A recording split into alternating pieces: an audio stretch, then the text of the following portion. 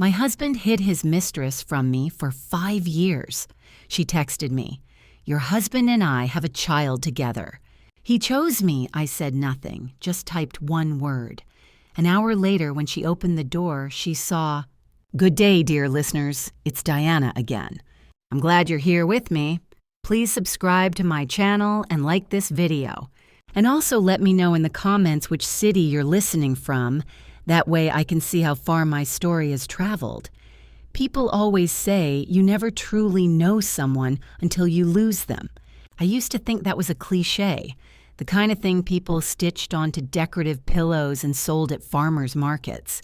Now I know it's the quietest kind of truth, the kind that settles into your chest like water into dry soil, slow and complete and irreversible.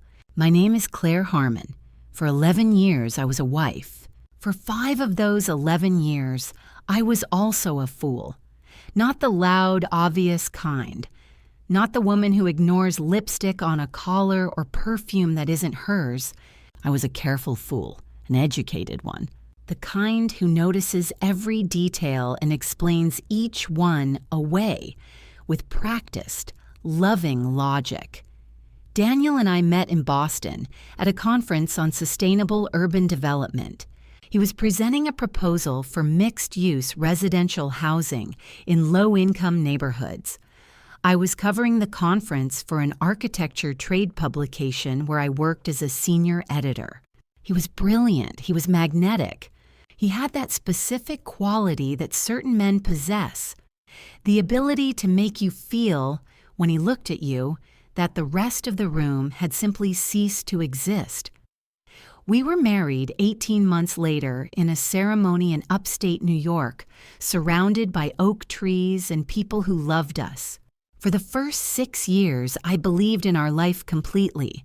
We bought a house in Naperville, a suburb southwest of Chicago, where Daniel had relocated for a major firm. A 4-bedroom colonial with a yard large enough for the garden I always wanted, and the dog we eventually got, a golden retriever named Biscuit. I worked remotely, editing freelance, and later transitioned into content consulting for design firms. We traveled. We argued about small things. We made up. We talked about children, drifted away from the conversation, returned to it. Normal, safe. Hours. Then, somewhere in the 7th year of our marriage, the temperature changed. It wasn't dramatic. That's what nobody tells you about betrayal. It doesn't arrive with sirens. It arrives as a texture shift, a slight cooling in the air that you first attribute to the season. Daniel began traveling more for work. Chicago to Denver, Chicago to Dallas, Chicago to Seattle. Projects, he said. High-profile clients, he said. The firm was expanding. He was being trusted with more. Was I not proud of him? And I was. I told him so. I cooked celebration dinners when contracts were signed and sent him off to airports with his favorite granola bars tucked into his carry-on. But a woman who has lived with a man for nearly a decade knows his rhythms the way she knows her own heartbeat. And Daniel's rhythm had shifted. He started keeping his phone face down, not dramatically, not in the way of a guilty man performing innocence, just habitually, quietly. The phone was always nearby, always face down, and whenever it buzzed, his hand moved to it with a speed that looked almost involuntary, like a reflex. He started going to the gym at unusual hours, 6 in the morning before I woke, or 9 at night after dinner. He'd always been athletic, but this new dedication had an anxious quality to it, like a man burning off something more than calories. He stopped asking about my day with the same curiosity he once had. The questions became functional. Did the plumber come? Did you call your mother? What do you want for dinner? Rather than genuine. We still talked. We still laughed sometimes, but the laughter had a slightly hollow ring. The way a room sounds different when furniture has been quietly removed. I told myself, this is marriage in middle age. This is what a decade looks like. I told myself this with the fierce, desperate conviction of someone who already suspects the truth but isn't ready to receive it. Then came a Tuesday in March. I had been at my desk all afternoon, deep in a revision cycle for a client, when my phone buzzed with a message from an unknown number. The area code was local, Chicago suburbs. I almost didn't open it. But something, call it instinct, call it the slow accumulation of unease, made me tap the notification. The message read, "You should ask your husband where he really goes on Thursday nights and who he's been paying rent for." No name, no further messages, just that. I sat very still for a long time. I didn't say anything to Daniel that night. I watched him over dinner. His hands, the way he cut his food, the way he smiled at something on his phone and then looked up and smiled at me. And I thought, how many versions of this man are there? 2 weeks later, I was still carrying that message like a stone in my pocket when the second message arrived. This time, it was different. This time, it wasn't a tip. It was from a woman named Megan Sorrell. Her profile photo showed a pretty woman in her early 30s, dark-haired with a wide smile. The message was short and precise, each word chosen like a weapon. "I think it's time you knew the truth. Daniel and I have been together for 5 years. We have a child together, his son. He's chosen us. I thought you deserved to hear it from me." I read it 3 times. The kitchen was quiet. Biscuit was asleep under the table. Outside, a car passed slowly down our street. The refrigerator hummed. Everything was exactly as it had been 30 seconds ago, and absolutely nothing was the same. I typed 1 word and pressed send. "Congratulations." Then I put my phone down on the counter, face up, and walked to the window. I stood there for a very long time, watching the street while my entire marriage rearranged itself in my memory, like a deck of cards being shuffled by someone who had known the trick all along. There's a specific kind of grief that comes not from losing something suddenly, but from realizing you lost it a long time ago and simply weren't told. That night, I didn't cry. I considered it. Stood in the bathroom after Daniel fell asleep, looked at my own face in the mirror, and waited for the tears that seemed contractually obligated to arrive. They didn't. What came instead was something colder and more clarifying, a comprehensive, almost clinical inventory of my life.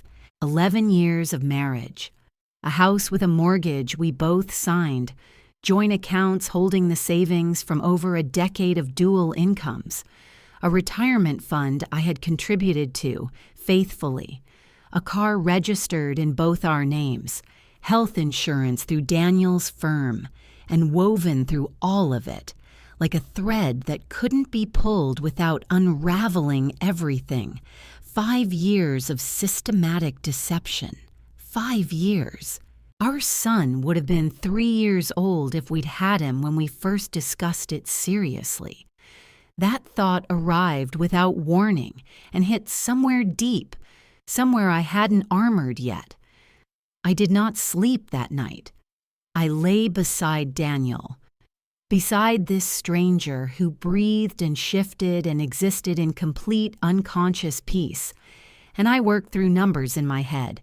I had approximately $42,000 in a personal savings account he didn't know about, a habit I'd maintained not out of distrust, but because my mother always said a woman should have her own. I had a professional reputation, a network of clients, a skill set entirely my own. I was not helpless. I was not starting from nothing, but I was frightened. Fear is an honest thing, and I've always respected honesty. I was afraid of the legal battle. I was afraid of the financial exposure. I was afraid of what Daniel's version of events would sound like. He was articulate and charming and knew how to frame a narrative. I was afraid of what our mutual friends would choose to believe. I was afraid that Megan Sorrell's message was a trap, a provocation designed to make me react badly, give Daniel grounds to paint me as unstable. And I was afraid, if I'm being entirely truthful, of the silence that would come after, of the empty half of a bed, of Biscuit looking for Daniel by the door. But fear, I have learned, is not a stop sign. It's a signal that something real is at stake. And what was at stake here was the rest of my life. By 4 a.m, I had made a decision. I was not going to confront Daniel. Not yet. Not without knowing exactly where I stood, legally, financially, and factually. I had learned something from 11 years with a methodical man. Information is leverage, and leverage is everything. The next morning, I acted exactly as I always did. I made coffee. I handed Daniel his mug, the one with the chipped handle that he refused to throw away. I asked about his meetings. I mentioned that Biscuit needed a vet appointment. I was a woman going through a Tuesday, and he had absolutely no reason to think otherwise. As soon as his car left the driveway, I went to my desk and began. My first call was to an attorney, not a family friend, not someone Daniel might know. I opened a private browser and searched specifically for divorce attorneys in Chicago who specialized in high-asset cases and marital misconduct. I found one with strong reviews and a name I didn't recognize from our social circle, Patricia Owens, a partner at a firm in the Loop. I made an appointment for Thursday under my maiden name. My second step was documentation. I went through 5 years of bank statements, tedious, meticulous work, and began flagging irregularities, transfers I hadn't noticed, withdrawals that didn't correspond to any purchase I could identify, cash withdrawals on Thursday nights, cycling between $200 and $400, almost every week for 3 years. Consistent, rhythmic, a second life, funded from the margins of hours. I photographed everything with my phone and emailed the images to a new address I created that morning, one he'd never have reason to know about. Third, I went quiet on social media. No posts, no activity, nothing that could be screenshotted or later characterized as irrational behavior. Clean digital footprint. I had read enough about contested divorces to know that opposing attorneys mine social media with the dedication of archaeologists. Thursday came. I drove to Patricia Owens' office alone, parked 2 blocks away, and walked the rest. Her office was on the 22nd floor with floor-to-ceiling windows that looked out over Lake Michigan. She was a composed woman in her early 50s with wire-rimmed glasses and the specific stillness of someone who had heard every version of human damage and remained functional. I told her everything. I showed her the message from Megan. I showed her the flagged bank statements. I told her about the travel, the phone habits, the Thursday nights. She listened without interrupting. Then she asked me several precise, procedural questions. When she finished, she folded her hands on the desk and looked at me directly. "You've done this correctly so far," she said. "Most people in your position react. You haven't. That's your first advantage." She outlined what Illinois law provided: equitable distribution of marital assets, potential claims relating to dissipation of marital funds. She told me not to move money, not to change beneficiaries, not to say anything to Daniel until we were ready. "What we need," she said, "is confirmation. The message from this woman is a starting point. But before we file, I want documentation of the child, the relationship, and those financial transfers. Can you get me more?" I told her I could. I drove home in the thin spring sunlight, through streets lined with houses where other people's ordinary lives were presumably intact, and I felt, beneath the fear, beneath the grief, the first cold edge of a plan taking shape. I knew Daniel's patterns. I had studied them for 11 years, at first out of love and now out of necessity. I knew his rhythms, his habits, his blind spots. He had underestimated me. That had always been his most reliable flaw. It was about to become my greatest asset. The thing about living with a person for 11 years is that you become invisible to them in the most useful way. Not invisible because you don't matter. Invisible because you've become part of the architecture of their daily life. Daniel no longer saw me the way you see a stranger. He saw me the way you see a lamp or a doorway, peripherally, functionally, without scrutiny. That was his mistake. In the 2 weeks following my meeting with Patricia Owens, I moved through our shared home with a new kind of attention, not frantic. I was careful to remain exactly as I had always been, warm and present and unremarkable. But behind that surface, I was cataloging everything. I found in the bottom drawer of his home office, behind a folder of old tax documents, a secondary cell phone. It was a prepaid model, the kind sold at gas stations with a cracked screen protector and no passcode. He had grown careless. Or perhaps he believed so completely in my obliviousness that carelessness had stopped feeling like a risk. The phone contained over a year of messages between Daniel and Megan Sorrell. I photographed every screen. It took 40 minutes. I was precise and systematic, and my hands were entirely steady, which surprised me. The messages confirmed everything and added details I hadn't yet possessed. Megan's address in Wicker Park, the name of the child, Noah, age 3, Daniel's direct involvement in the boy's life, the weekends he'd claimed were work trips to Milwaukee, the apartment lease he'd been co-signing since the year after Noah was born. There were messages about me. Megan called me the arrangement. Daniel never corrected this.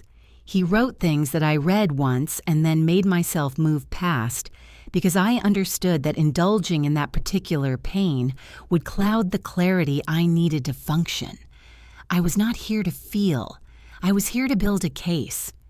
I sent everything to Patricia that same afternoon. She called me within the hour. "Claire," she said, with the particular weight of an attorney who has just received exactly what she needed. "This is more than sufficient. We can file."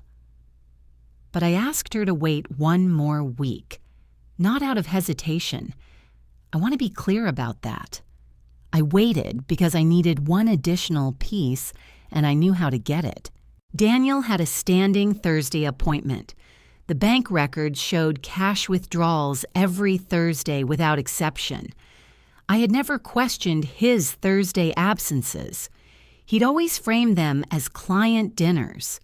But now I knew the address in Wicker Park, and I knew that the cleanest possible evidence, the kind that required no interpretation, was a professional photograph. I hired a licensed private investigator through Patricia's office, a woman named Sandra Krebs, quiet and efficient, who had apparently done this specific kind of work for 20 years. I gave her the address. I gave her Thursday. On the following Friday morning, Sandra emailed Patricia's office a folder of photographs. Daniel at the door of an apartment building on North Damen Avenue. Daniel carrying grocery bags. Daniel at the window of a ground floor unit with a small child on his hip. A dark-haired boy, 3 years old with Daniel's jawline, and Megan Sorrell beside him, her hand on his arm, both of them looking down at the child with the comfortable ease of a couple who'd been doing this for years. I sat with those photographs for a long time. There was a photograph of a family. It simply wasn't mine. Meanwhile, something was shifting.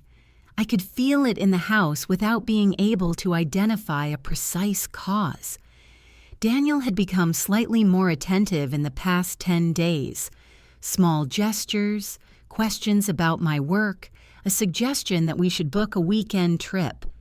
At first, I wondered if it was guilt, the slow rotation of a conscience. But the attentiveness had a watchful quality. He was reading me. I realized he knew something was off, not the specifics. He couldn't know those. But Daniel was a perceptive man, and 11 years of marriage had calibrated him to my patterns as surely as it had calibrated me to his. He had sensed a change in temperature without being able to name its source. Then something happened that I hadn't anticipated. Megan called me, not a text this time, an actual phone call from the same number she'd used to message me weeks earlier. It was a Wednesday evening. Daniel was in the shower. I stepped out onto the back porch into the cold April air and answered. Her voice was composed, but with an edge underneath it, the way a polished surface sometimes shows the grain of the original wood. "I wanted to make sure you got my message," she said. "I did," I said. "And what?" A pause. She had expected more from me, anger, perhaps, or pleading. The silence between us had a texture. "Daniel is committed to us," she said, "to Noah and me. I thought you should understand that so you can make appropriate decisions about your own future." I looked out at the yard. Biscuit was nosing along the fence line in the dark. "Thank you for calling," I said, and ended the call. I stood on the porch for another moment, breathing the cold air, and then I went back inside and texted Patricia, "File it." The following Tuesday morning, Daniel Harmon was served with divorce papers at his office. I know this because Patricia's process server called to confirm delivery at 10:14 a.m. I was at my desk working on a client brief when the confirmation came through. I read it, set my phone down, and went back to the brief. An hour later, Daniel called my cell phone. I watched it ring. I let it go to voicemail. He called 4 more times before lunch. I didn't answer any of them.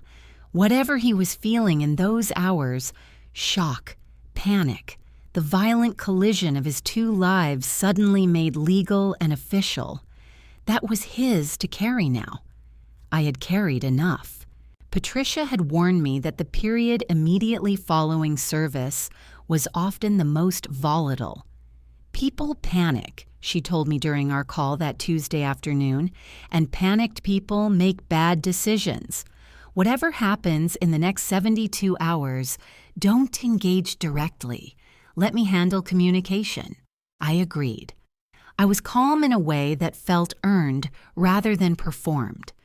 There's a particular steadiness that comes after you have made an irreversible decision. Not happiness, not relief exactly, but a solidity, a sense of the ground beneath your feet. That steadiness was tested almost immediately. Daniel appeared at the house that same evening. He still had his key, which was technically his legal right as co-owner of the marital home. I heard the door open, heard his footsteps in the entryway. Those particular footsteps I knew so precisely I could have identified them in a crowded train station. And I stayed in the kitchen, seated at the table with a cup of tea, and waited. He came in looking like a man who had driven very fast and thought very little along the way. His tie was loosened, his face pale, with a particular tightness around the eyes that I recognized as the expression he wore when he felt cornered. "Claire, Daniel, what is this?" He laid the divorce papers on the table between us. His voice was controlled, but barely, like a fault line that was still a fault line regardless of how long it had been quiet. I said nothing. "You didn't talk to me," he said. "You didn't say a word. You just went to an attorney without even giving me a chance to To what? I asked. Not loudly, not with the shaking voice I had feared would betray me, quietly and with genuine curiosity. To explain 5 years? To explain Noah? The name landed between us like a stone dropped in water, and I watched the ripples move across his face. Shock first, that I knew the name, then something collapsing behind his eyes. I can explain. I don't want an explanation, I said. I want a fair settlement. Your attorney can call mine. He left that night without sleeping over. He slept, as far as I could determine from subsequent phone records in the discovery process, at Megan's apartment in Wicker Park. The escalation came not from Daniel, but from Megan.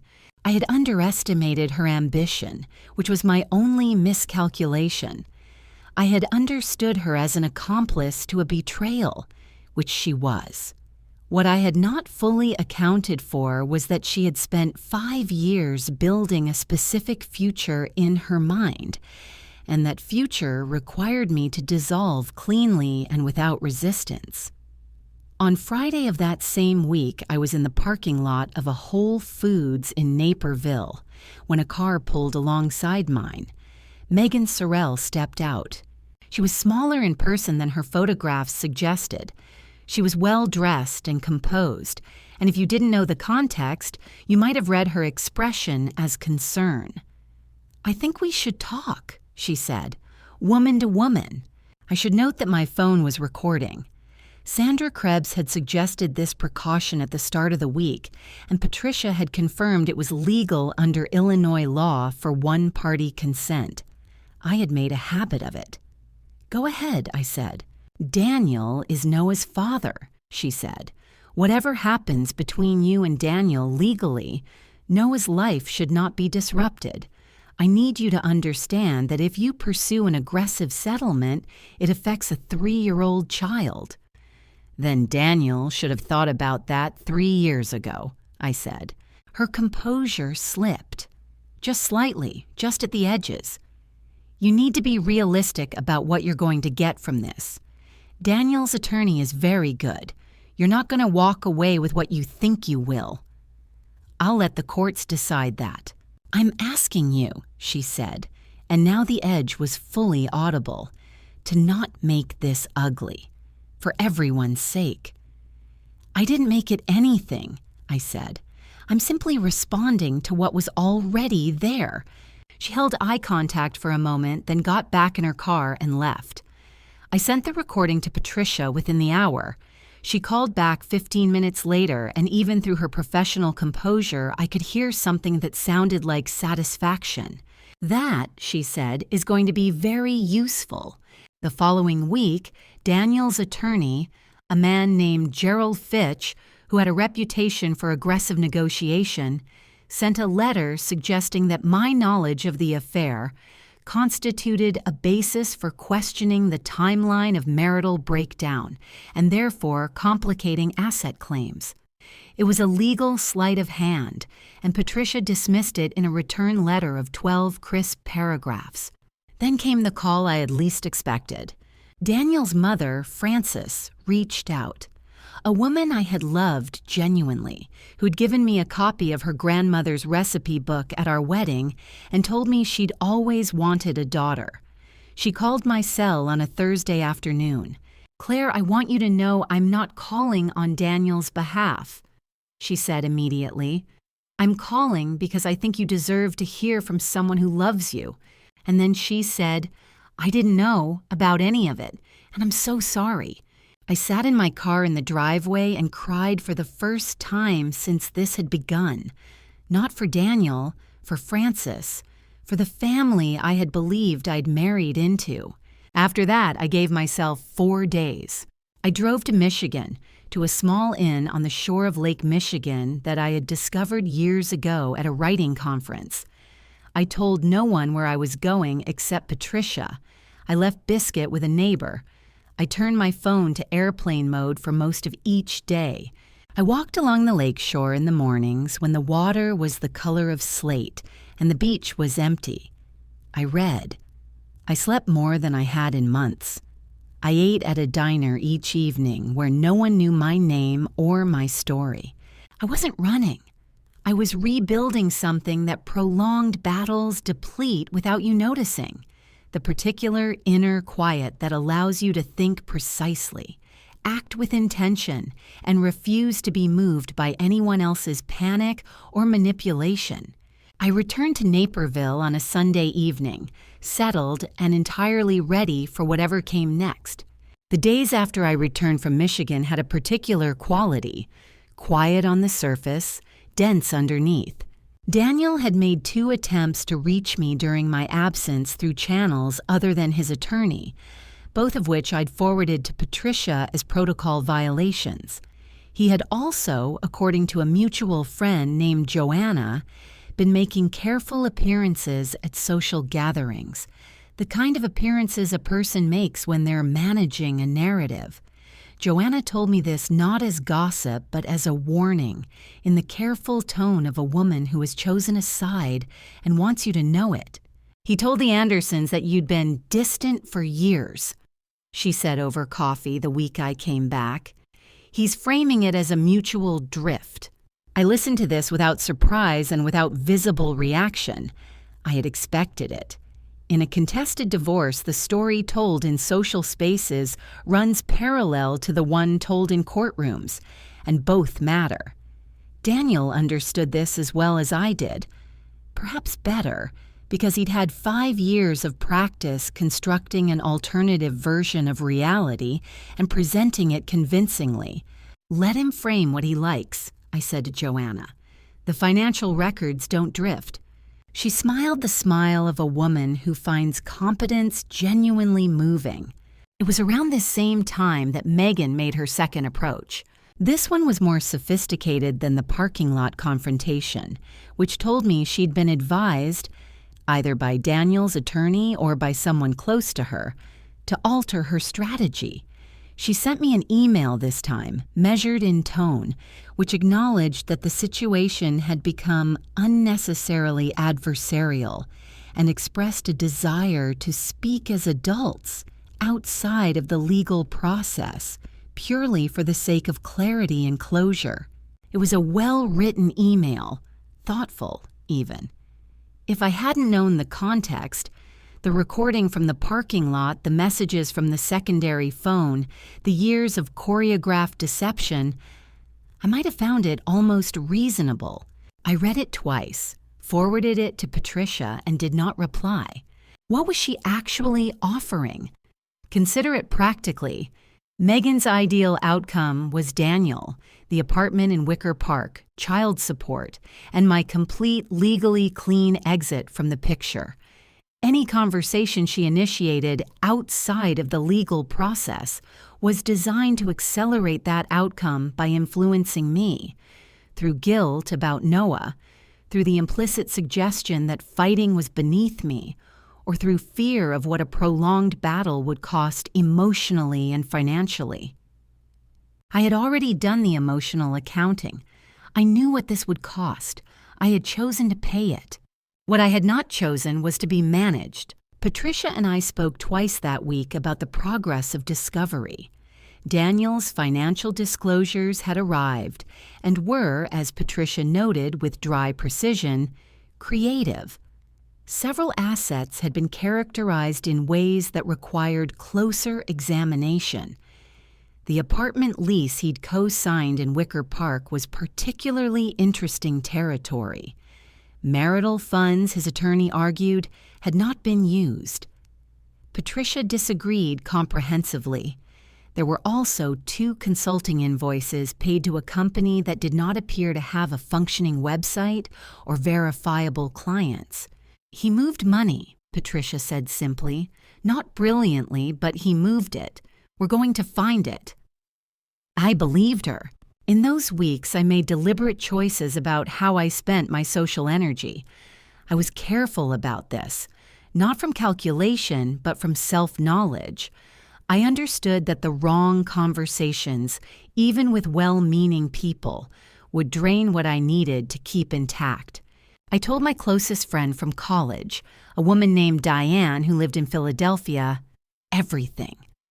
Diane had known Daniel since our early years together, had been a bridesmaid at our wedding, and had sent Noah a card, not knowing who Noah was. When Daniel had casually mentioned him once as a client's son, that detail made her furious in a way that was deeply comforting. She flew to Chicago for a long weekend. We did not spend that weekend discussing Daniel, except for one dinner conversation that I needed to have, and she was perfectly equipped to hold. Mostly, we walked along the lakefront path and argued about books and ate too much at an Italian restaurant in Andersonville and watched an old film on her laptop with wine that was slightly too warm. On the last evening, she said, "You know what strikes me about you? You're not performing strength. You actually have it." I thought about this for a long time after she left. I had never, in 11 years, doubted my marriage loudly enough to reach the people who might have told me what they saw from the outside.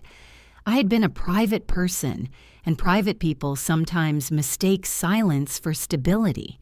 Now I was quieter than ever, but the quality of the quiet had changed. Before, my silence had been the silence of someone who did not want to look. Now it was the silence of someone who had looked completely and was deciding, with full information, what to do next. Patricia called on a Friday afternoon with an update that crystallized something I had half known for weeks. "Daniel's attorney called me today," she said. "He wants to discuss settlement options." Already? The financial disclosures were not favorable for their position, and the parking lot recording complicates Megan's role significantly.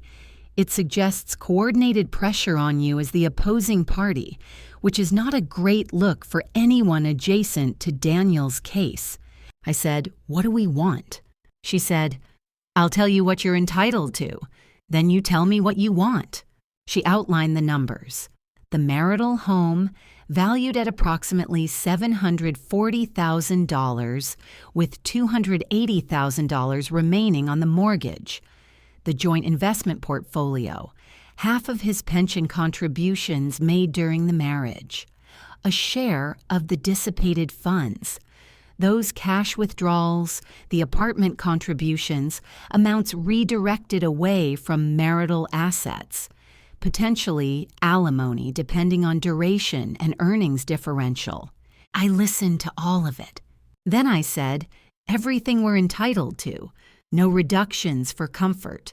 No deals made because he's embarrassed. "Good," said Patricia, and she sounded like she meant it. I put the phone down and looked around my kitchen. The kitchen I had painted myself 3 summers ago. A soft, warm white that I had chosen from 47 samples.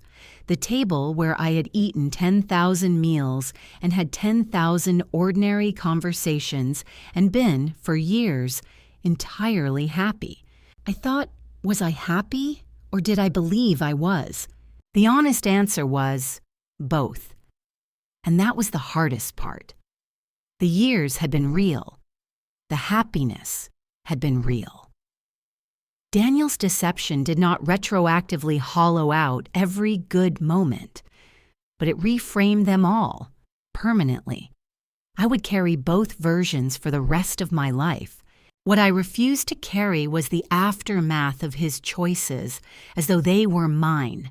On a Wednesday morning in late May, 3 months after I had filed, I came home from a walk to find a car parked in front of the house.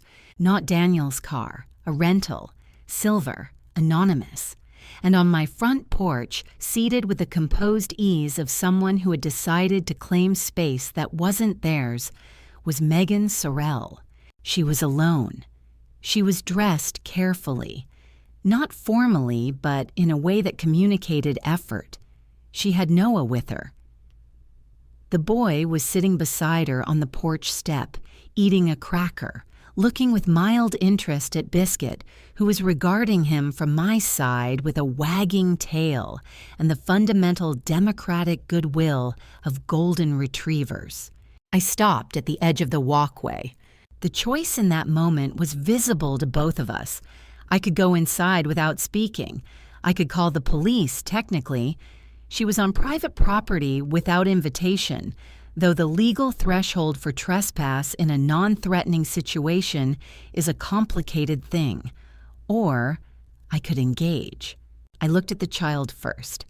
Noah was a beautiful boy. He had Daniel's jaw, Megan's dark hair, and the specific oblivious contentment of a 3-year-old who has no idea that the world of adults around him is in the process of reorganizing itself entirely. He offered a piece of cracker to Biscuit, who accepted it with dignity. I was not angry at Noah. I want to be clear about that. Noah had chosen none of this. But his presence on my porch was not accidental. Megan was fluent in the language of emotional positioning, and she had brought her most compelling argument with her in a pair of small sneakers. "I want to talk," she said. "Please, just not through lawyers, just us." My phone was recording. It was always recording now when I was in proximity to either of them, a habit that had become second nature. "You're on my property," I said. "I know I should have called, but your attorney keeps blocking every attempt to—" "My attorney doesn't block communication. She redirects it through the appropriate channel." Megan looked at me for a moment, then she shifted tack. "Claire." And the way she said my name, with a softness that she had clearly rehearsed, made something tighten in my chest, not with emotion, but with recognition. "I know this isn't fair to you. I know what Daniel did isn't fair. But there's a child involved now, and I think you and I are the only adults in this situation who actually care about doing the right thing." It was a sophisticated appeal. She was positioning us as allies against Daniel's selfishness, two reasonable women who could bypass the adversarial machinery and find a human solution. It might even have worked on the version of me that existed before March. "What is it you want, Megan?" She took a breath. "We want Daniel to be present in Noah's life without everything going through courtrooms and attorneys. We want the apartment to remain stable. Noah's in preschool nearby, he has friends, a routine. And I want, some acknowledgement that I'm not just a footnote in this. I have been in a relationship for 5 years. I'm not a—" "You were in a relationship with a married man," I said. "For 5 years. You knew he was married." The softness dropped. "He told me the marriage was over," she said. "That you were living like roommates, that he was staying for financial reasons." "And you believed that?" "Yes. For 5 years." The silence that followed that was its own kind of answer. "Megan," I said, and my voice was entirely steady, "I understand that you're in a difficult position. I understand that Noah complicates everything, and I'm genuinely sorry he has to navigate this. But I'm not going to restructure my legal case to make your life more comfortable. The courts will determine what Daniel owes his son. That's not something I'm impeding. That's actually how the system is supposed to work." "If you push this," she said, and the measured tone had fully given way now, "if you go after the apartment and everything Daniel's put into our life, you will hurt a child, and you will have to live with that. I'll also live with knowing that what I'm doing is legal, fair, and entirely proportionate to what was done to me," I said. She stood up. She picked up Noah and settled him on her hip, and he looked over her shoulder at Biscuit with an expression of intense, small boy longing that under any other circumstances would have made me smile. "You're going to regret this," she said. Not a threat precisely, but not a threat. "You should go," I said. She went.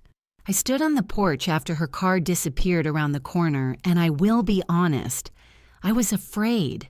Not of Megan specifically, but of the shape of what was ahead. Litigation is brutal even when you're in the right.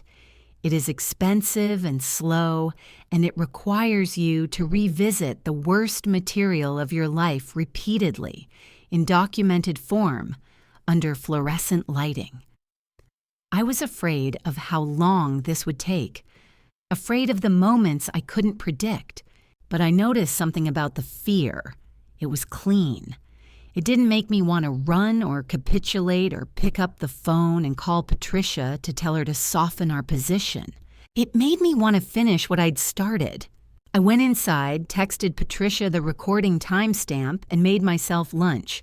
The mediation was scheduled for a Thursday in July, a neutral conference room on the 15th floor of a building in the West Loop, all clean lines and filtered air and the particular atmosphere of a space designed to make conflict feel procedural. Patricia had prepared me for every scenario. Daniel's attorney will open with a reduced offer. They'll frame it as generosity. Fitch is good at this. He'll make a number that's insulting sound like reason. Don't respond to the number. Let me respond. And Megan? Megan will likely not be present. She's not a party to the divorce. But when we arrived, Megan was in the corridor. She was not in the room, technically. Gerald Fitch would not have allowed that. And Patricia's expression when she spotted her made clear that this was already a violation of the expected protocol. But she was there, seated in the corridor on a chair against the wall, in a blue dress, with her phone in her hands and a specific quality of deliberate visibility. She was sending a message to Daniel, or perhaps receiving one. The presence was itself the communication. Daniel arrived with Gerald Fitch. He was dressed impeccably, the effortless professional elegance he had always worn well. He looked, if I'm being precise, tired. Not ashamed. Tired in the specific way of a man who's been managing 2 full lives simultaneously and is feeling, for the first time, the full weight of that. He glanced at me across the corridor. I looked back with complete neutrality, the way you look at someone you once knew, from a considerable distance. We entered the conference room. Fitch opened, as Patricia had predicted, with a number. He framed it as a fair and clean resolution that accounts for both parties' contributions and acknowledges the real circumstances of the marriage. The number was approximately 40% of what we were entitled to. He presented it with the manner of a man offering a gift. Patricia said, "We appreciate the proposal. We'll counter." She laid our counter on the table. The marital home, or its full equity value. Half of the investment portfolio properly valued, including the holdings that had appeared in Daniel's disclosures under company names. Spousal maintenance for 3 years, a share of the dissipated marital funds, specifically the documented $180,000 in cash withdrawals and apartment contributions redirected away from marital assets over 5 years. The room changed temperature. Fitch said, "The dissipation claim is speculative." Patricia slid a folder across the table. Inside, Sandra Krebs' full investigative report, the bank records, annotated, the secondary phone photographs, the apartment lease documents, the cash withdrawal pattern charted across 37 months, and the audio recording from the Whole Foods parking lot, time-stamped and transcribed. Fitch looked at the folder for a moment, then looked at Daniel. Daniel looked at the folder for a long moment, then looked at me. This was the decision point he had been avoiding since March. He'd spent 4 months, through his attorney, through Megan, through his mother, through the social narrative he'd been building at dinner parties, trying to avoid this room and this table and this folder. Now it was in front of him. "I'd like a recess," Fitch said. "Of course," said Patricia. Daniel and Fitch went into the corridor. Through the glass panel, I watched, without appearing to watch, the conversation between them. I could not hear it. I didn't need to. I could read the geometry of it. Fitch's controlled, professional explanation of the folder's contents and what they meant legally. Daniel's face moving through expressions he could not entirely manage. and in the background, at the edge of my peripheral vision, Megan watching through the glass. She had not heard the conversation, but she had watched Daniel's face. Whatever she saw there, it was not what she had expected. When they returned, Fitch said, "My client is prepared to discuss a revised offer." "We're listening," said Patricia. What followed was 3 hours of negotiation that I will describe only in its outcome, because the procedural details of settlement negotiation are tedious, and the emotional texture of those hours was something I processed later, at home, alone.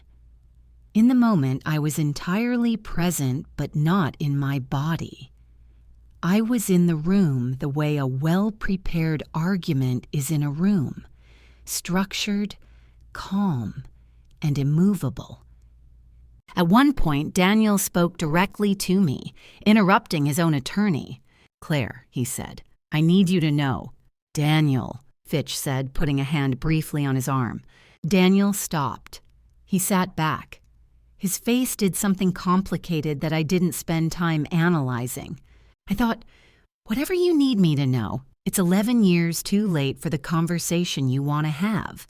The settlement number that came back in the final hour of mediation was not everything. Settlements never are. But it was substantially close to what Patricia had outlined in that first meeting in her office overlooking Lake Michigan, and it included something Fitch had initially refused to discuss: formal acknowledgement in the settlement agreement of financial dissipation, which would become part of the legal record. That mattered to me more than I had expected it to, not for what it paid me, for what it documented, for the fact that it would exist, in writing, in a courthouse file. The record that said, "This happened, and here is what it cost." When the session ended, Patricia and I walked out together. Megan was still in the corridor. She stood up when Daniel came out, and he stopped and looked at her. And for a moment, the three of us formed a strange geometry in that institutional hallway. Then Daniel said something quiet to Megan. Her expression changed. It was not the change of someone receiving good news. I walked to the elevator with Patricia. "Well done," Patricia said as the doors closed. I said nothing. I pressed the lobby button and watched the floor numbers descend and felt, beneath the exhaustion and the resolution and the strange hollow ache of a large chapter closing, the clean and complete sensation of having stood in my own truth without flinching. The settlement was signed in August. The marital home sold in September. Net equity split in my favor, $298,000. Full half of the investment portfolio, $163,000. Spousal maintenance for 3 years.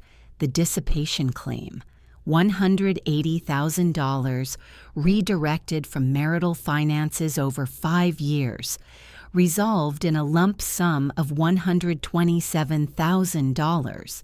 In total, I left my marriage with enough to build a deliberate future.